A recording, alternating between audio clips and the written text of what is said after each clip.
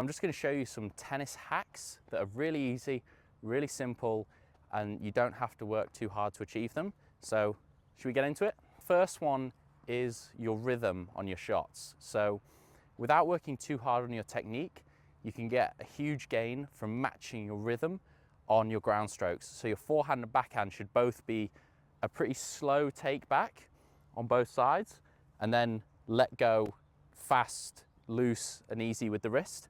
So I'm just going to demonstrate that pretty quick like this. So you're going to go slow and then let go. So it's slow.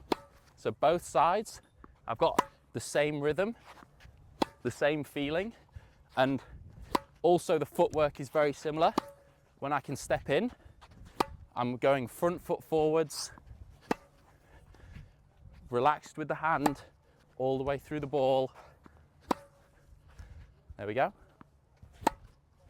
So you can match the feelings, both sides. That slow take back, slow, then let go. Slow, let go. Slow, let go. And you're also matching the feeling on the ball. So you're always brushing up from the net. And this is going to help to build a lot of consistency in your game because things are staying the same a lot. So if you change the rhythm, your contact's going to change a little bit and it's going to alter where the ball goes. So you want to try and keep everything really simple, keep it the same. Okay, so the same thing applies for the serve as well. So it's that slow take back and then let go. So again, it's that slow and then let go.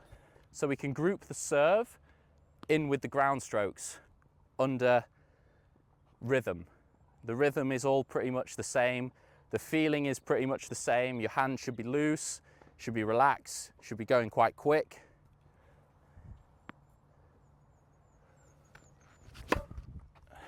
There we go. So I know that the shot is completely different, the technique is different, but the same principle of that slow, relaxed rhythm and the loose contact, like speed through the ball, it's all really similar.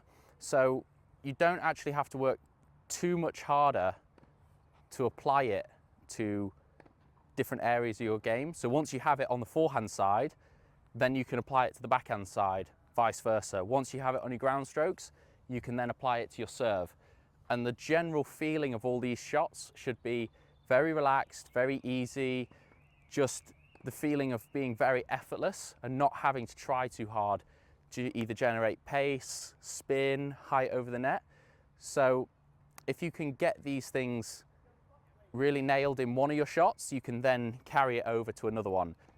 So the next one we're going to do is volleying.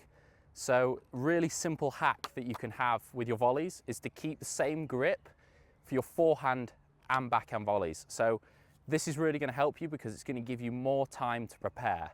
So if the ball's coming in quick and you're having to worry about switching grips, then you're going to be a little bit late for the ball if you're constantly having to adjust.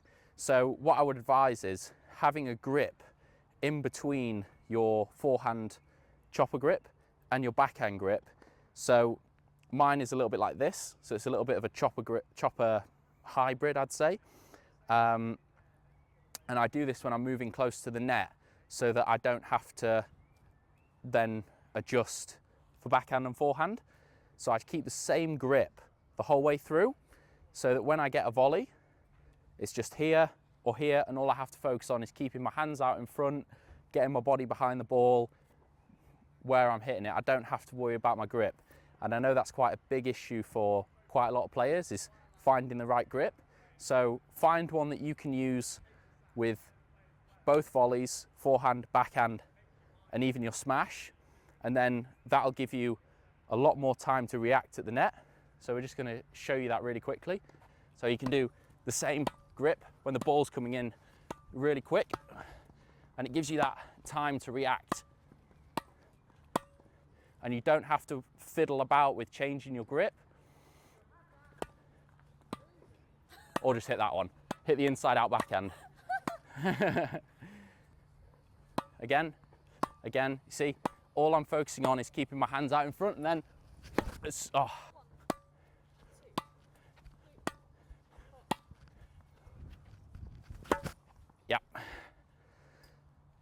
So you can see how I can still react really quickly. All I have to focus on is keeping the racket out in front. And then even when I'm hitting the smash, I can still hit the smash without changing my grip. So I'll just show you that one more time. Just that hybrid chopper grip. So this is my normal chopper grip, like this. So I can hit that with, when I have a little bit more time, when I'm approaching for volleys, that sort of thing. When I'm up at the net and I've got to make a quick reaction, then I use this hybrid grip to stop me messing around, changing my grip in between shots, and it'll just help you be quite a lot quicker when you're reacting. So the next thing we're going to do is we're going to group the volleys together with the return. Just like we grouped the rhythm on the ground strokes compared to the serve, we're going to group the feeling of the volley with the feeling of the return. So should we get into it? So you're probably wondering, like, what does the volley have to do with the return? Well, the principle is very similar. It's a shorter backswing with a shorter follow through, and the footwork is also really similar. So if you were going to hit a volley, you would, let's say you were hitting a forehand volley, you'd go right foot down as you're making contact, and then you'd go left foot through. See? So it'd be like that, very short swing. I'm only generating with my body again. So I'm only generating with my body. It's right foot as I'm making contact, step through with the left. Same on the backhand, so it's step through with the left and then onto the right. Step through with the left, onto the right. Step through left, right. So now I'm going to show you how to carry that same principle into your returning so that you're having a shorter swing, you're doing more work with the body, so it's very much like a volley. So you can actually carry the feeling of a volley into the return, or the feeling of a return into the volley. So just like those volleys, it's a short take back and then going through the ball, but you're going to have a slightly longer take back for these. The volleys are very short, so you can have a slightly longer take back, slightly longer follow through, but it's exactly the same footwork. So you're going to move through it there, like that, okay? So it's there and then through. Right leg down and then left leg through. So it's right leg down, left leg through, really simple. And then it's the same thing on the backhand side as well. That's it. So it's exactly the same thing from the backhand side. You're going to go left leg and then through. So it's left leg down and then through with the right. Left leg down, through with the right. So the reason why this is really important, I see a lot of people go right foot down and then through, but this takes a lot of time, and often, because the serve is coming so quick, you don't often have time to go across your body and plant your right leg. So you're better off just taking a quick jab with your left, a lot like the volley, and then going through it and stepping through on your right. So we go again, there, and then through. Exactly the same, left jab, and then right through. Split, left, and then right. So that's how it's really similar to the volleying. Again, I'll show you a quick demo. So the volley, really short take back, step through with the right, move on to the left. The backhand, exactly the same. Plant with the left, move through onto the right. Again, the return, so you're going to take a slightly longer take back, plant with the right, move through with the left. Again, backhand, slightly longer take back, plant the left, move through to the right after contact. So that's how those shots can be grouped together, so it can make it a lot more simple to learn. So if you can carry those principles and group them together, you'll end up having very similar volleys to returns. So the last one we're going to do in today's video is the slice. So we're going to group that together with the volley. So the take back is actually very similar. You're going to take it back slightly further than the volley, and you're just going to drop the racket a little bit more, and then on contact you're just going to go through the ball, okay? So you're going to set the racket on its path, and then you're just going to go through the ball. You don't drop your wrist trying to get more spin, you just go through it, and then you can change the angle if you want to go line, cut on the inside of the ball a little bit more to get it to swerve out, or you go cross and you want to go on the outside of the ball to get it out the court, okay? So I'm going to show you that again. There we go. You're just going to keep that position like a volley, but all the way through. It's like a volley, but slightly more swing on the ball. There we go. Just like the volley, but slightly more swing.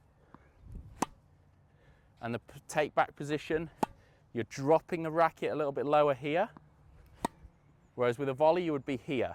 So it's dropping it and then all the way through. So you can group this together with the volley. This is very similar. It's not a big swing like this and then knifing the ball. It's just from here and then going through the ball. So I hope these tips helped you. These are all things that I've worked on to make my technique a lot more simple, a lot more effective, a lot more easier to practice. You don't have to be as conscious if things are grouped together. You don't have to work on every single little detail. Once you have the general feeling of a shot, then you can carry that into pretty much the rest of your game. So I know these are really simple. The idea is very simple, but it's very effective and it works. So thank you again for watching. Hope you enjoyed it.